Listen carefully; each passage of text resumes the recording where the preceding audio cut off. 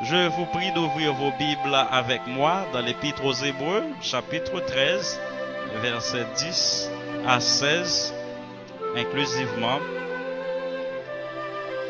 Hébreux, chapitre 13, versets 10 à 16, et nous vous invitons à suivre cette lecture de la parole de Dieu en vue de la prédication de sa parole. Hébreux chapitre 13, versets 10 à 16.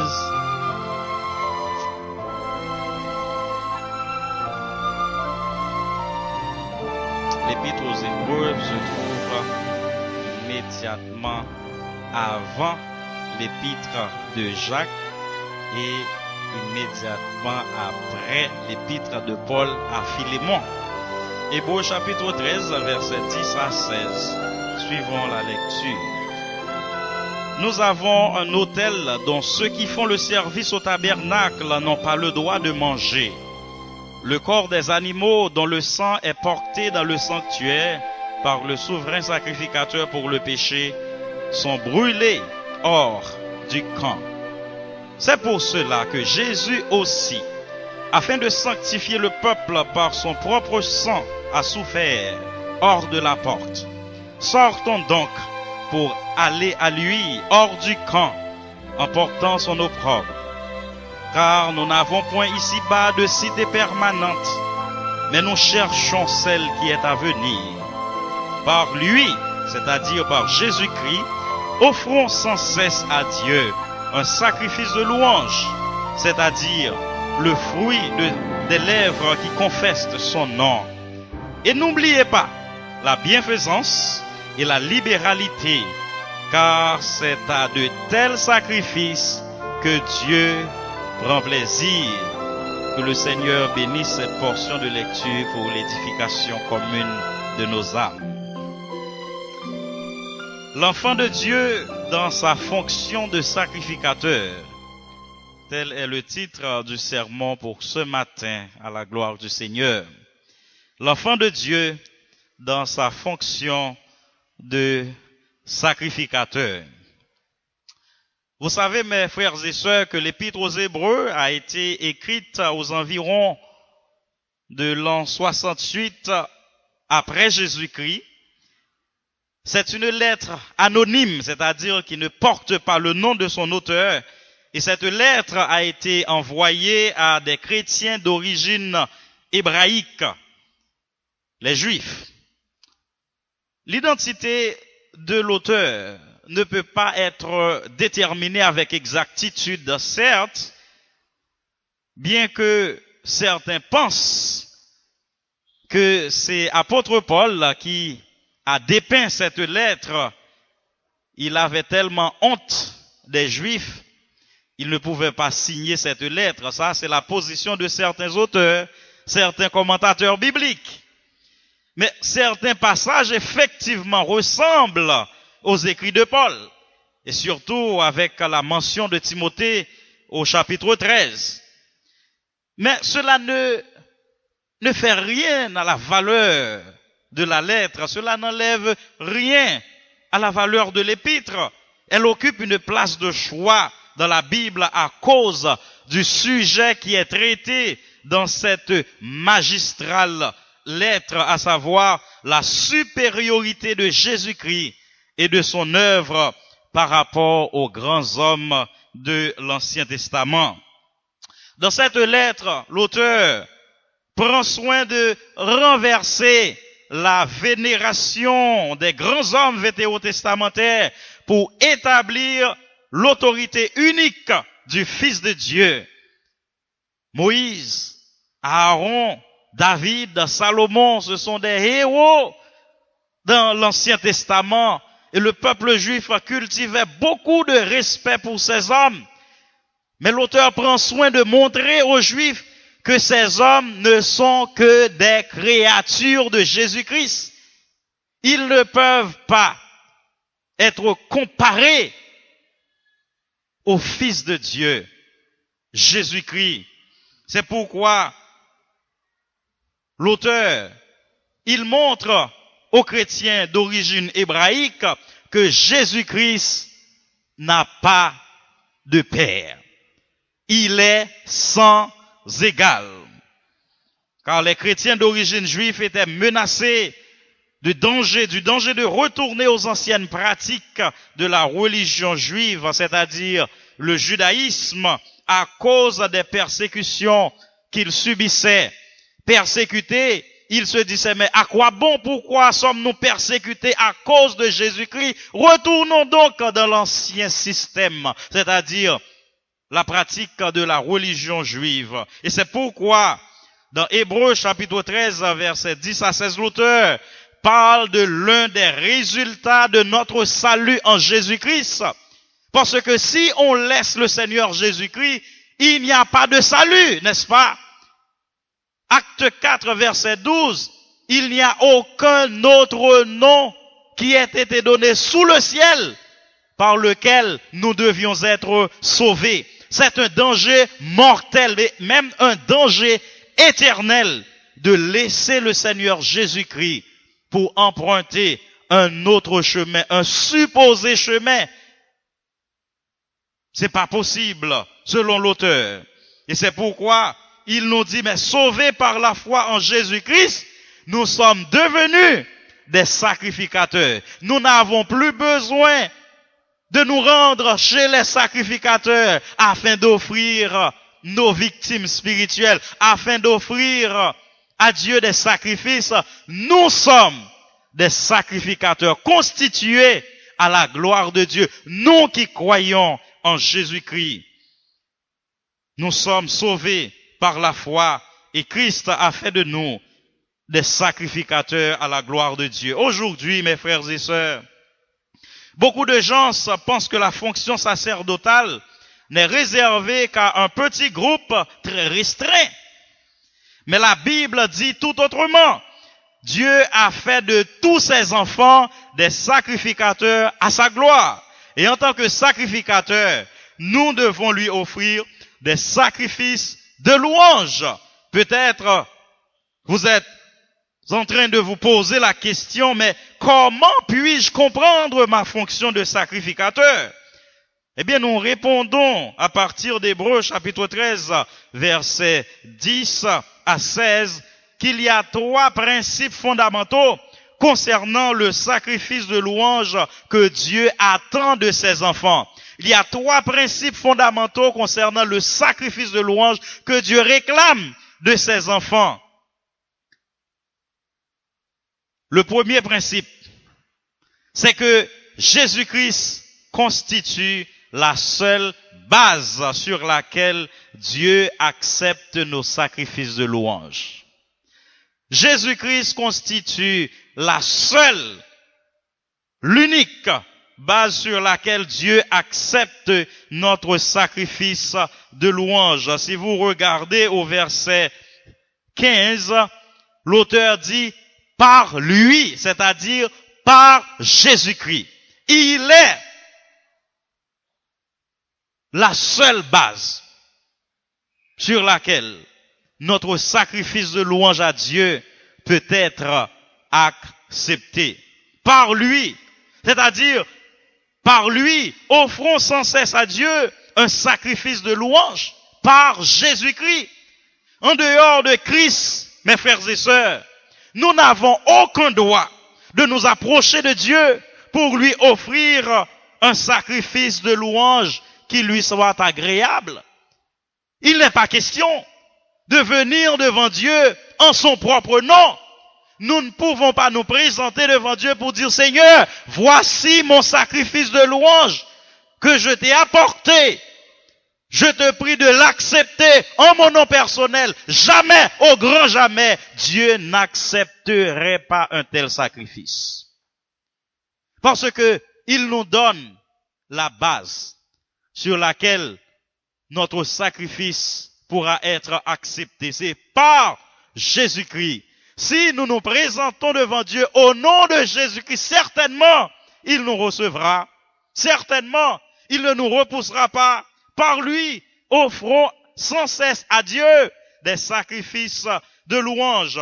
C'est seulement par le sacrifice de Jésus-Christ que nous pouvons entrer dans la présence de Dieu. D'ailleurs, l'apôtre Paul l'a si bien dit en Éphésiens chapitre 1er verset 3. Il a énuméré toutes les bénédictions dont nous sommes l'objet de la part de Dieu en disant au chapitre 1er verset 3, béni soit Dieu et Père de notre Seigneur Jésus-Christ, qui nous a bénis de toutes sortes de bénédictions spirituelles dans les lieux célestes en Christ.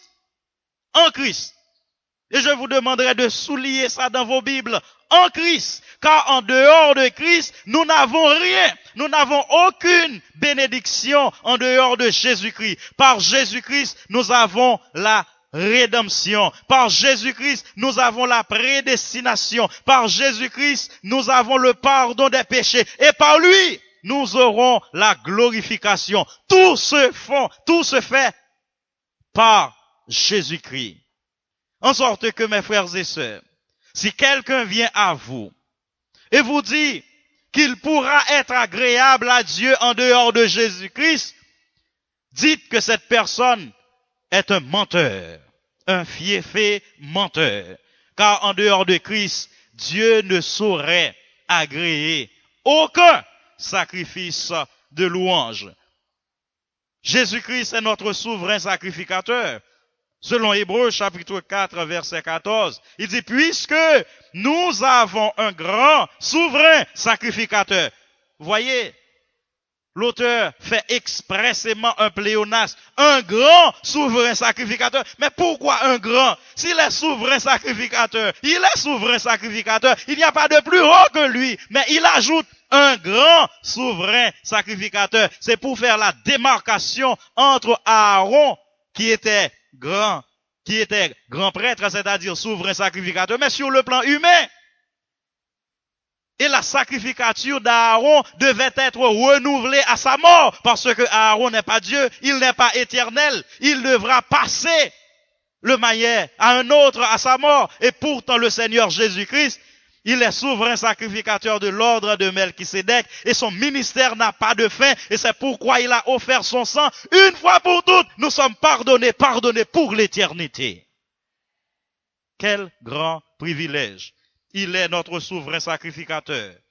Et l'auteur dit aussi, dans Hébreux chapitre 4, versets 26 et 27, il nous convenait en effet d'avoir un souverain sacrificateur comme lui, c'est-à-dire comme Jésus-Christ, saint, innocent, sans tache, séparé des pécheurs, et plus élevé que les cieux. Pourquoi? Parce que lorsqu'Aaron devait offrir un sacrifice à Dieu pour un Israélite qui pêche devant Dieu, il devait offrir un sacrifice pour lui-même, parce que lui, il est pécheur devant Dieu aussi. Il a besoin du pardon de ses propres péchés avant de demander pardon pour un autre, alors que Jésus-Christ lui-même, il n'a pas de péché, il offre un sacrifice pour nous, pas pour lui.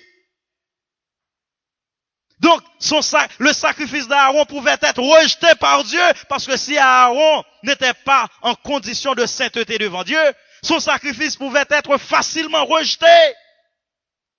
Mais le Seigneur Jésus-Christ, une fois qu'il se présente devant Dieu pour offrir un sacrifice à Dieu en faveur de ses enfants, il est automatiquement agréé. Parce que lui, il n'a pas de péché. Il est saint, il est Dieu. Il est la sainteté absolue même. Il est notre souverain sacrificateur. Et c'est à Christ que nous devons notre fonction de sacrificateur. Mes frères et sœurs, si Dieu peut nous appeler des sacrificateurs aujourd'hui, nous devons dire c'est par Jésus-Christ. C'est lui qui a fait de nous un royaume de sacrificateurs pour Dieu, son Père, c'est-à-dire des rois et des sacrificateurs. Dans le Nouveau Testament, tous les croyants sont des sacrificateurs ou des prêtres. Ils sont des prêtres saints qui entrent dans le sanctuaire de Dieu pour l'adorer. Mais c'est Christ qui a fait de nous un royaume de sacrificateurs. Et c'est pourquoi l'apôtre Jean, le reconnaissant bien, dans Apocalypse chapitre 1er verset 5, l'apôtre Jean dit, à celui qui nous aime qui nous a délivrés de nos péchés par son sang et qui a fait de nous, quoi? Un royaume, des sacrificateurs pour Dieu, son Père. À lui soit la gloire et la puissance au siècle des siècles. Amen. C'est Jésus-Christ qui a fait de nous ce que nous sommes, des sacrificateurs pour Dieu. Tout à l'heure, nous venons de chanter la louange de Dieu. En tant que sacrificateur, nous venons d'offrir un sacrifice de louange à Dieu. Mais c'est Christ qui a fait de nous des sacrificateurs. L'apôtre Pierre le reconnaît bien dans 1 Pierre chapitre 2 verset 9. Il dit, mais vous au contraire, c'est-à-dire ceux qui croient en Jésus-Christ, vous au contraire, vous êtes une race élue, un sacerdoce royal, c'est-à-dire un ensemble de prêtres, un ensemble de sacrificateurs. Il dit une nation sainte, un peuple acquis. Pourquoi? Afin que vous annonciez les vertus de celui qui vous a appelé des ténèbres à son admirable lumière. Quelle fonction! Être sacrificateur du Dieu très haut. C'est Christ qui nous a fait cette grâce. Il nous a sauvés de nos péchés et il fait de nous des sacrificateurs à la gloire du Dieu le Père. Il y avait une fois le grand général Napoléon Bonaparte s'est tenu sur son cheval et il passa en revue son armée. Et pendant qu'il faisait ce travail, on dit en créole, cheval ombragé. Et il était prêt d'être renversé par terre par le cheval. Et un simple soldat a laissé son rang pour tenir le mort du cheval du général pour empêcher que le général soit renversé par terre par le mouvement tumultueux du cheval.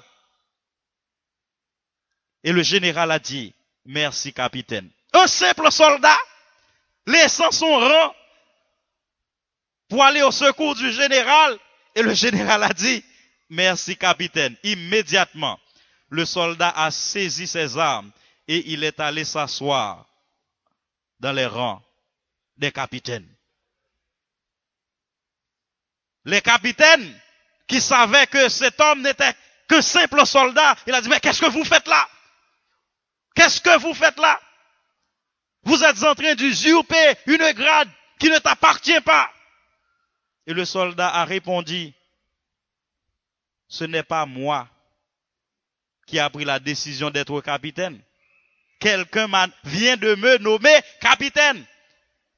Et on l'a dit, on va vous mettre aux arrêts. Et on va vous mettre en prison pour usurpation de titre.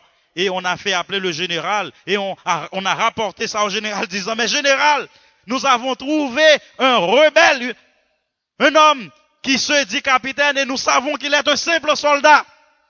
Et le général de répondre, ça le dit là, c'est ça, oui. Ce qui a été dit est dit. Il est capitaine. Donc il a pris son général au mot. Nous sommes souverains, nous sommes sacrificateurs. Et nous avons été faits sacrificateurs par Dieu quand Satan se présente devant Jésus-Christ pour nous accuser. En disant, nous avons usurpé un titre. Jésus-Christ a dit, ça yo là, c'est ça. Nous sommes des sacrificateurs à la gloire de Dieu le Père. Quel privilège. Nous qui étions loin de Dieu, nous n'avions pas connu le Dieu de paix. Nous avons suivi nos propres voies en tant que vagabonds solitaires. Et Dieu nous a cherchés dans le bourbier du péché. Et il a fait de nous un royaume, des sacrificateurs pour Dieu. Quel grand privilège. Êtes-vous fiers du fait que c'est Jésus-Christ qui a fait de vous un sacrificateur pour Dieu? Savez-vous que c'est un grand privilège de remplir une telle fonction? Mais vos sacrifices de louange sont-ils acceptables au Seigneur? En tant que sacrificateur, comment est-il possible pour vous de louer Dieu en laissant Christ de côté? Impossible. Certaines gens pensent pouvoir être en contact avec Dieu en dehors de Jésus-Christ. Quelle absurdité. Quelle absurdité. Nous ne sommes pas n'importe qui. Nous sommes des sacrificateurs. Et nous devons notre sacrificature à Jésus-Christ, le Fils de Dieu. Il y a un deuxième aspect, mes frères et sœurs. Notre sacrifice de louange à Dieu ne dépend pas des temps et des circonstances. Notre sacrifice de louange à Dieu ne dépend pas des temps et des circonstances. Lisons encore Hébreux chapitre 13 et le verset 15. Par lui, offrons sans cesse à Dieu un sacrifice de louange. Sans cesse. Sans cesse. Offrons sans cesse. Nous aurons toujours l'occasion de louer le Seigneur. L'expérience de Job nous est un exemple. Job souffrait. Sa souffrance était au-delà de ce qu'un être humain pouvait supporter. N'était-ce la grâce de Dieu? Et pourtant, Job a dit, l'Éternel a donné, l'Éternel a ôté, que le nom de l'Éternel soit béni. Donc Job continue à offrir des sacrifices de louange à Dieu, même au milieu de sa souffrance, sans cesse. Sans cesse. Nous aurons toujours l'occasion de dire merci au Seigneur, même au milieu de la situation la plus terrible, même quand la mort survient, nous devons dire gloire à Dieu pour l'accomplissement de sa volonté. Sans cesse. Dans Romains chapitre 8, versets 35 à 39, l'apôtre Paul fait une déclaration monumentale en disant, qui nous séparera de l'amour de Christ? Sera-ce la tribulation ou l'angoisse, ou la persécution ou la faim, ou la nudité, ou l'épée, ou le péril? Et il continue au verset 37, il dit, dans toutes ces choses, nous sommes plus que vainqueurs par celui qui nous a aimés, Jésus-Christ. Car j'ai l'assurance, poursuit-il, que ni la mort, ni la vie, ni les anges, ni les dominations, ni les choses présentes, ni les choses à venir, ni les puissances, ni la hauteur, ni la profondeur, ni aucune autre créature ne pourra nous séparer de l'amour de Dieu manifesté en Jésus-Christ notre Seigneur. Cette déclaration doit nous aider à constater que toute notre vie doit être consacrée à la louange de Dieu. De même que rien ne peut nous séparer de l'amour de Dieu manifesté en Jésus-Christ, rien non plus ne doit nous empêcher de continuer à offrir des sacrifices de louange à Dieu. Nous sommes à Christ et nous sommes à lui pour l'éternité.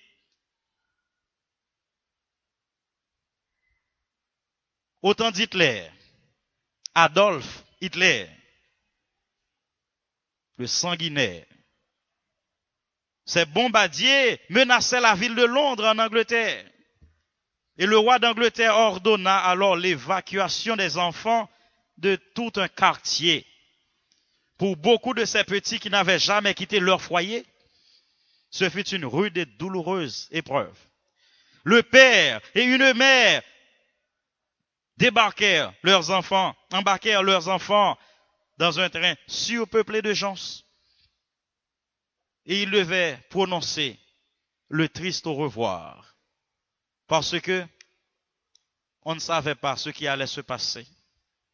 À peine le train eut-il quitté la gare, que la petite fille se mit à pleurer, expliquant à son frère qu'elle était très inquiète de ne pas pouvoir revoir ses parents et essuyant ses propres larmes. Le garçon dit à sa soeur, nous ne savons même pas où est-ce que on va nous emmener. Loin du foyer, mais nous ne savons même pas notre destination. Mais vous savez, le petit garçon a dit, non, nous ne savons pas. Mais une chose est certaine, le roi, lui, il sait. Le roi sait où nous allons. Le roi le sait parfaitement. Mes frères et sœurs, laissez-moi vous dire quelque chose. Les situations difficiles sont terribles et nous n'aimons pas faire face à des situations terribles dans la vie. Mais vous savez, notre souverain sacrificateur connaît le chemin. Il sait où il va nous amener par ces situations difficiles. Faisons-lui confiance. Faisons-lui confiance. Il est notre capitaine. Donc, nous ne pouvons pas laisser les situations difficiles nous empêcher de donner gloire continuellement au Seigneur. Il sait, il connaît les situations difficiles.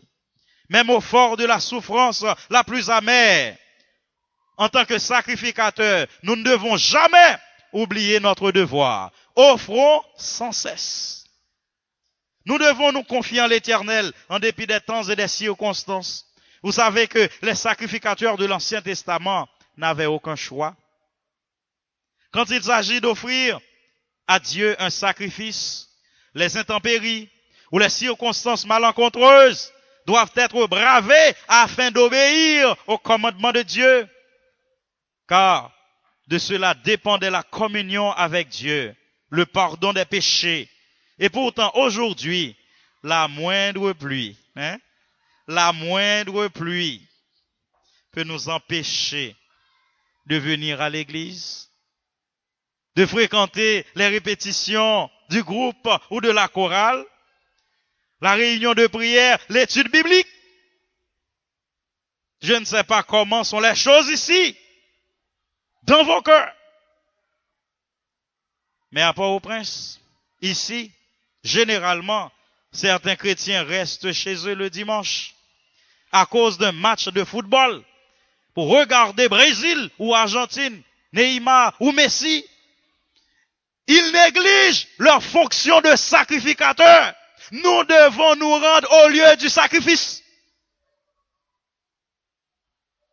Amen. Il faut venir au lieu du sacrifice. Nous sommes des sacrificateurs. Nous devons braver les incertitudes. Nous devons braver les intempéries pour venir au lieu du sacrifice. Nous sommes des sacrificateurs et nous devons continuellement offrir à Dieu des sacrifices de louange. La voiture a besoin d'être réparée, n'est-ce pas? Mais choisissez un autre jour. Ne choisissez pas le jour de l'Éternel. Parce que ce jour est spécial. Nous devons offrir des sacrifices à Dieu, des victimes spirituelles. Les chants que nous chantons, tout joyeux, bénissons le Seigneur. Chantons et célébrons ses louanges. Dans les cieux et sur la terre, il n'est aucun nom plus doux. Ce sont des sacrifices de louange que nous devons offrir à Dieu continuellement, même en cas de maladie et même en cas de mortalité et d'accident. Vous vous souvenez de Paul et de Sylvain, que l'on appelle Silas, dans Actes chapitre 16. Ils ont été arrêtés indignement et jetés à la prison de Philippe à minuit. Paul et Silas chantaient les louanges de Dieu dans la prison. La terre tremblait, battus. Ils étaient saignants. Il y avait des plaies sur leur corps. Et ils chantaient la louange de Dieu, de ce qu'ils ont été trouvés dignes d'être battus pour la gloire de Dieu. Sacrificateurs, êtes-vous prêts à offrir des sacrifices en temps et hors de temps? Dans les bons comme dans les mauvais jours, dans les bonnes situations comme dans les mauvaises, offrons sans cesse, sans coupure, des sacrifices de louange à Dieu par Jésus-Christ. Le premier aspect de la fonction de l'enfant de Dieu en tant que sacrificateur, c'est quoi? C'est que Jésus-Christ constitue la seule base sur laquelle Dieu accepte notre sacrifice de louange. Et deuxièmement, notre sacrifice de louange ne dépend pas des temps et des circonstances, car nous devons l'offrir sans cesse à Dieu. Et finalement, nous devons être conscients de la double dimension de notre sacrifice de louange à Dieu. Il y a une double dimension dans notre sacrifice, mes chers amis, et nous ne devons pas négliger sous aucun prétexte une seule de ces deux dimensions. Dieu ne désire plus de sacrifices d'animaux comme c'est le cas dans l'ancienne alliance.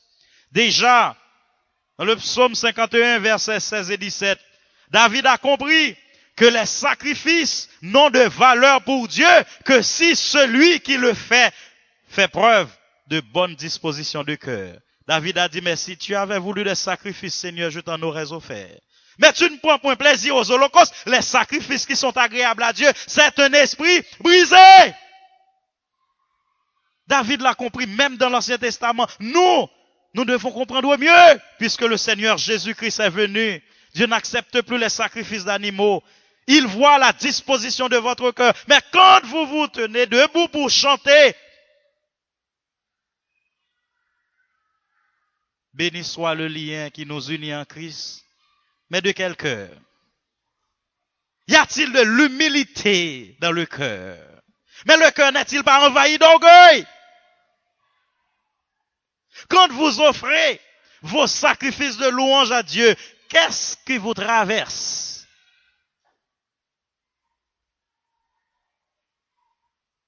Qu'est-ce qui occupe votre esprit?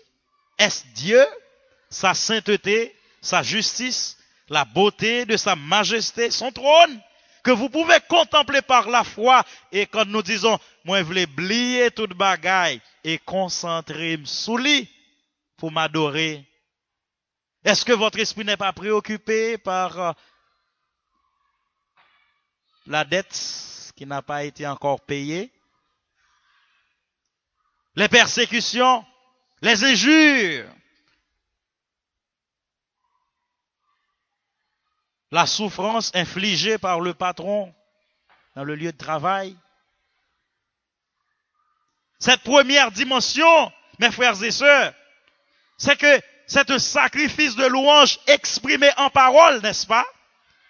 Lisons Hébreux chapitre 13, verset 15. Il dit, par lui, offrons sans cesse à Dieu un sacrifice de louange. C'est-à-dire quoi? Le fruit des lèvres qui confessent son nom. Voici, mes frères et sœurs, le constitutif du sacrifice, des sacrifices de louange, c'est-à-dire le fruit des lèvres qui confessent son nom. Et puis vous chantez pour le Seigneur avec nonchalance, vous priez au Dieu très saint, le Dieu trinitaire, Père, Fils et Saint-Esprit, avec désinvolture. Le fruit des lèvres, votre sacrifice ne sera pas agréé, parce que votre cœur n'est pas là-dedans. Le fruit des lèvres qui confesse son nom, entrez dans ses parvis avec des cantiques, célébrez-le, bénissez son nom. Et vous faites preuve de timidité en offrant votre sacrifice de louange à Dieu.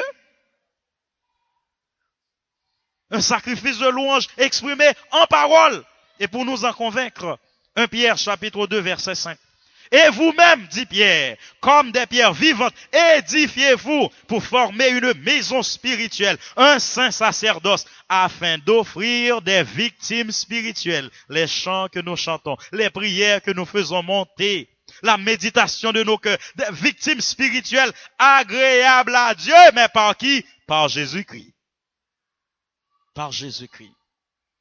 Ce sacrifice de louange est exprimé par le fruit des lèvres certes, mais pas par n'importe quelle lèvre. Des lèvres qui confessent le nom de Jésus. Tant de fois, des démons ont essayé de dire la vérité sur Jésus, mais Jésus les a formellement interdits de le faire. Luc chapitre 4, verset 41. Car la louange du méchant est en abomination à l'Éternel, dit Proverbe chapitre 28, verset 9. Il s'agit des lèvres qui confessent son nom. Bon Dieu pas intéressé pour un louange dans mes lèvres qui impures. Bouche cap dit toute qualité parole. Li vini dans bouche là le prononcer et puis bon Dieu prend hôtel ça pour offrir sacrifice, pour chanter chant là-dedans pour lui. Non. Il n'est pas intéressé, il est saint. Il est le Dieu trois fois saint. Là, ben bon Dieu avant oui.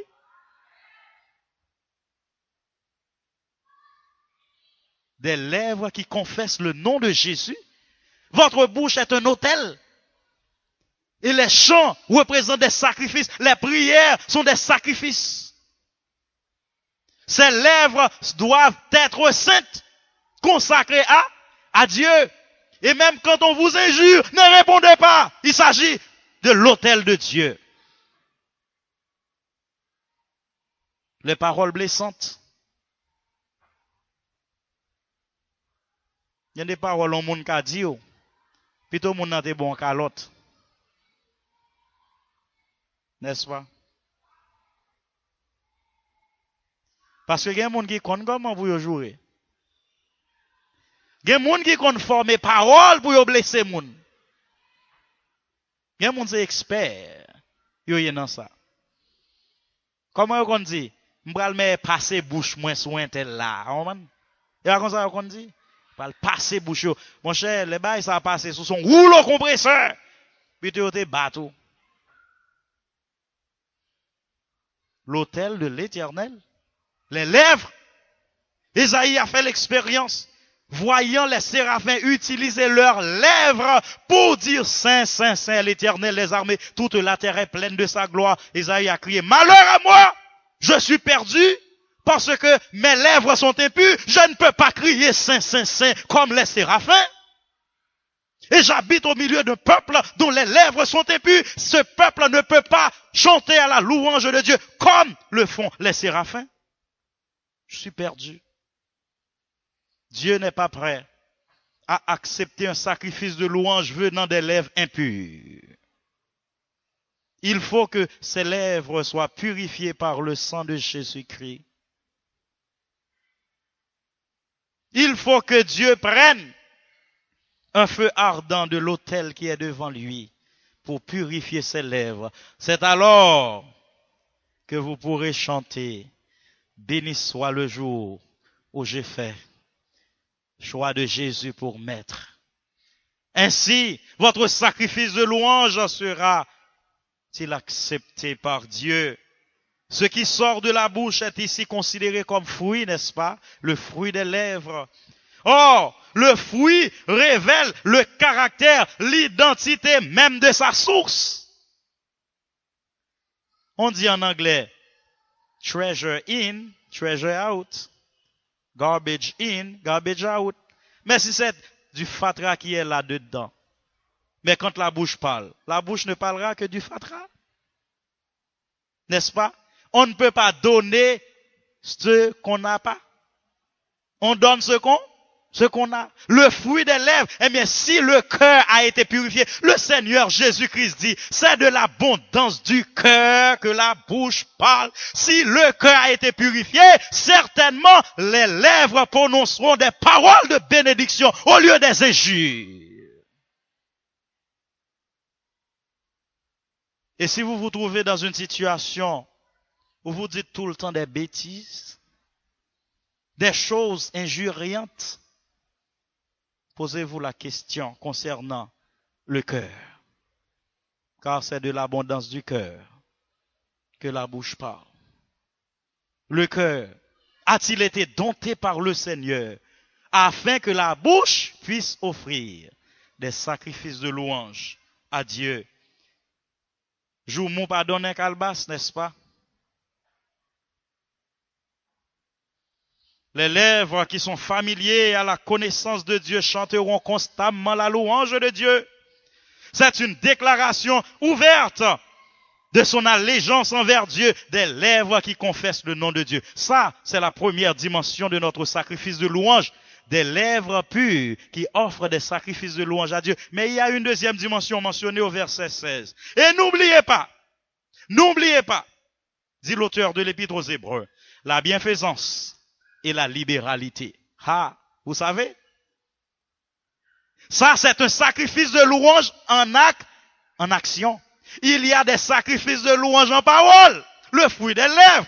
Mais il y a des sacrifices de louange en action. Il y a deux aspects dans le sacrifice de louange. Certainement, nous mettons beaucoup d'accent sur le premier aspect, sur la première dimension. Nous chantons tout joyeux, bénissons le Seigneur. Et après, nous irons chez nous. Mais nous oublions celui qui est malade. Nous oublions celui qui n'a pas de quoi manger. La libéralité, mes frères et sœurs, ça fait partie aussi du sacrifice de louange. Et c'est facile à oublier. Attendez, ça auteur a dit, oui, il est facile pour oublier ça. Il dit, n'oubliez pas. Parce que c'est facile. C'est facile. Pour venir là pour dire, grand Dieu, nous te bénissons, chantez. Et puis, tu sais, que j'étais à côté de là. Ou est-ce qu'on grand goût qui mis dans le visage, li. Et on va fouiller dans la poche. N'oubliez pas. Ça veut dire qu'un pile sacrifice de louange que vous avez offert, c'est à moitié offert. La paix, bon Dieu, avant. L'autre dimension ne doit pas être négligée. La bienfaisance et la libéralité. Nous ne pouvons pas prendre le temps de vous expliquer tout ce qui est impliqué là. Mais la bienfaisance, ici, a rapport à ceux-là qui ne connaissent pas le Seigneur Jésus-Christ. Ceux-là qui sont emprisonnés, même s'ils ne sont pas chrétiens, il faut aller les visiter. Ils ont besoin d'être nourris aussi. Ceux-là qui sont hospitalisés et qui ne peuvent pas s'acheter des médicaments, il faut les visiter aussi, même s'ils ne sont pas chrétiens. La bienfaisance ici est en rapport à ceux-là qui ne connaissent pas le Seigneur Jésus, ceux-là qui sont sans abri. Ou qu'à pas payer une année, mais si vous qu'à payer un mois, fais le nom. La paix, bon Dieu, avant, oui.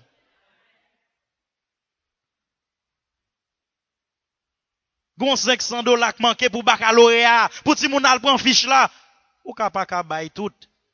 Mais si ou ka bay $50, dis m'a prier bon Dieu pour vous, pour joindre 450 là, mais 50 m'gen m'ba ou, en vérité bon Dieu a content. N'oubliez pas. N'oubliez pas, parce que c'est facile vous oublier. Dis, oh, béni soit l'Éternel, hein, fin. Et puis, entre nous. Prends courage, frère. M'a prié pour vous. Facile. Prends courage, frère. Ah, bon Dieu est capable. Bon Dieu est fidèle. Et pour pas fouer maintenant poche là. Gon bagay dans poche là, hein. Ou pas dire bail tout. Nous pas jamais dire ça. La Bible pas dit ça. Ou gen famille. Ou gen ti moun, n'est-ce pas? La paix, bon Dieu avant, oui, l'église. Mais si vous pas ka bail l'argent, mon ka dit, on a la kay avec, ou à manger avec. N'est-ce pas? Bon, qui te mélo, yo pas l'eau mal, yo dit ça rançon avec maillot manger. Ouais, bien on t'a fait, bail bon Dieu li, fait bon ça pour bon Dieu. Ou bail son gagné, n'est-ce pas? Ou pas faire pour faire mon plaisir, non? Même moun nan ou fait pour lui, ou pas faire pour faire le plaisir, non? Ou faire pour la gloire de s'il voulait, al parle mal, dit, ah oui, frère, tel, mais ou pas qu'on s'al manger la cali, mais ça fait li, c'est bon Dieu, observe, n'est-ce pas? Faut prendre risque ça yo pour bon Dieu. N'oubliez pas, la bienfaisance et la libéralité. La libéralité, ça c'est pour les chrétiens. Le mot grec qui est utilisé ici, c'est la communion fraternelle, c'est-à-dire, pendant que frère Lionel se dit, nous yon saluer l'autre là. Son occasion tout, oui. La paix, bon Dieu avant, oui. Son occasion tout, vous dites, ah, après service là, m'dare moi le manger avec moi. Ou ka dit ça tout, oui. La paix, bon Dieu avant, oui, frères et sœurs. Pendant n'a salué yon l'autre, mais pas comprendre, mais comment on fait cargou comme ça? On nous après service là, Ballon la main, fais mon bagay non, mais en vérité, bon Dieu a content, oui. Sacrifice de loup, deux aspects. Un aspect pour bon Dieu, c'est le fruit des lèvres. Et l'autre aspect, c'est la libéralité pour les chrétiens, la communion et la bienfaisance pour les païens. L'évangile est clair. Qu'est-ce que vous faites de l'évangile de Jésus-Christ? Mais c'est ça que l'évangile là, oui. C'est pas venir parler de gros christologie, gros théologie. Descendre l'évangile là à terre pour tout le monde. Ouais, l'évangile là. Un sacrifice de louange exprimé en parole. Un sacrifice de louange exprimé en action. 3 sacrifices sont mentionnés dans la Bible. Le sacrifice de leur vie. Romains chapitre 12. Nous sacrifions nos vies au Seigneur. Nous offrons notre corps comme un sacrifice vivant, saint et agréable à Dieu. L'autre sacrifice, c'est ce sacrifice de louange dont parle l'auteur de l'Épître aux Hébreux. Ce sacrifice de louange offert à Dieu par l'intermédiaire de Jésus-Christ. Mais le 3e sacrifice, c'est l'offrande de nos biens. L'offrande de nos biens à Dieu. Mais quand vous faites ça pour une personne qui est dans le besoin, le Seigneur prend note et il prend plaisir dans tout ça. Pour que Dieu prenne plaisir à notre sacrifice de louange, il y a quelque chose que vous devez faire après avoir chanté tout joyeux, bénissons le Seigneur. Il ne faut jamais oublier le côté pratique de la louange. Donc si vous voulez que votre sacrifice de louange soit complet, après le service, il faut chercher celui qui est dans le besoin et faire quelque chose. En tant que sacrificateur, après ce service de louange, ce dimanche matin, nous devons aussi voir l'autre aspect en aidant les nécessiteux. Il ne faut pas dire, prends courage frère, m'a prié pour, et puis l'argent pesé bien dit dans bouche là. Jésus-Christ constitue la seule base sur laquelle Dieu accepte notre sacrifice de louange. Premier aspect. Deuxième aspect, notre sacrifice de louange à Dieu ne dépend pas des temps et des circonstances. Sans cesse. Offrons sans cesse. Et finalement, il y a une double dimension dans notre sacrifice de louange. Sacrifice en parole, fruit des lèvres, sacrifice en action, bienfaisance et libéralité. Voilà donc, mes frères et sœurs, 3 vérités fondamentales à propos de notre fonction sacerdotale, telle que nous la trouvons dans Hébreux chapitre 13, versets 10 à 16. Un aveugle n'avait pas de famille et il vivait dans une institution spécialisée pour les non-voyants. Mais cet aveugle était incrédule. Il ne voulait pas entendre le message de l'évangile. Cependant, un chrétien prit à cœur de lui consacrer chaque jour 1 heure de pause entre midi et 1 heure. Au lieu de se régaler, de manger, le chrétien a consacré ce temps à l'aveugle pour promener avec lui, pour lui parler de la beauté de la nature, raconter des histoires. Mais c'est seulement après plusieurs années que l'aveugle comprit que seul l'amour de Dieu pouvait conduire ce chrétien à faire un tel sacrifice au jour le jour. Et c'est pourquoi, voyant la manifestation tangible de l'amour de Dieu dans la vie de ce chrétien, cet aveugle s'est finalement donné au Seigneur. À cause de l'amour. Le sacrifice de louange que nous offrons à Dieu contient l'amour pour Dieu, certes, mais l'amour pour nos frères et sœurs aussi. Cet exemple de bienfaisance illustre l'un des 2 pôles de l'activité qui devrait caractériser toute vie chrétienne. Ne faisons pas de la louange une activité réservée à certains moments, mes frères et sœurs, un certain moment de la journée, un certain moment de la semaine, mais cultivons-la au fil des heures, en pensant à l'amour dont Dieu nous entoure. Si nous réalisions la grâce dont nous avons bénéficié et celle dont Dieu nous enveloppe constamment, la louange monterait sans cesse de nos bouches à la gloire de Dieu. Mieux que David, nous bénirions en tout temps l'Éternel. Psaume 34. Je bénirai en tout temps l'Éternel et sa louange sera toujours dans ma bouche. Nous aurions la louange continuellement dans notre bouche, frères et sœurs. L'ultime but dans lequel Dieu a créé, c'est sa gloire. Il nous a créés pour sa gloire. Le péché a dégradé l'image de Dieu dans l'homme et ainsi nous a empêchés de remplir convenablement notre fonction de sacrificateur. Et Jésus-Christ, en nous sauvant, il fait de nous des sacrificateurs pour Dieu, à la gloire du Dieu Trinitaire, Père, Fils et Saint-Esprit, offrons sans cesse à Dieu des sacrifices de louange à sa gloire. Que le Seigneur vous bénisse.